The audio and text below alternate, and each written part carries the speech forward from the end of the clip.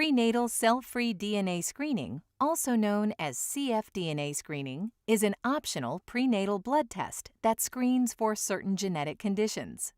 It can be performed as early as 10 weeks of pregnancy.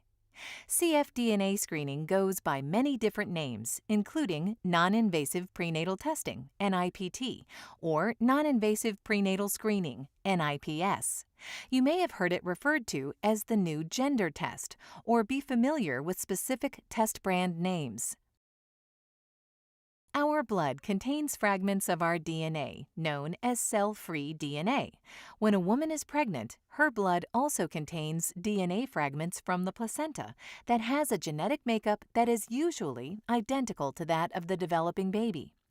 By analyzing this DNA in mom's blood, it can be determined if there is an increased or decreased chance for certain genetic conditions in the baby.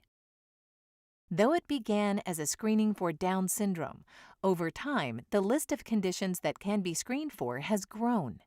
Not all cfDNA companies screen for the same conditions. These conditions are all very different from one another. It is not always possible to know before a child is born how much their health will be affected. It is important to know that cfDNA screening cannot detect all genetic conditions or birth defects. No test can guarantee the birth of a healthy baby. Prenatal cfDNA screening is a screening test that can determine if the chance of certain genetic conditions in a pregnancy is higher or lower. Since cfDNA screening is not a diagnostic test, it cannot give you yes or no answers.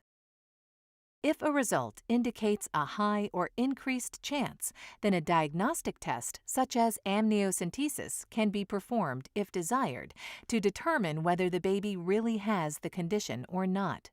If the results indicate a low or decreased chance, the possibility the baby has the genetic condition is lower, but not zero. cfDNA screening has been shown to be more predictive for Down syndrome compared to other screening tests, such as maternal serum screening. However, similar to maternal serum screening, it is possible to have a cfDNA result indicating a higher chance of a genetic condition, even though the condition is not present in the baby. cfDNA screening is performed on a sample of a pregnant woman's blood. While there is no risk for pregnancy complications such as miscarriage, it is important to think about what these test results may mean for you. Most of the time, the test will come back with a low chance for a genetic condition, and many women feel relief based on these results.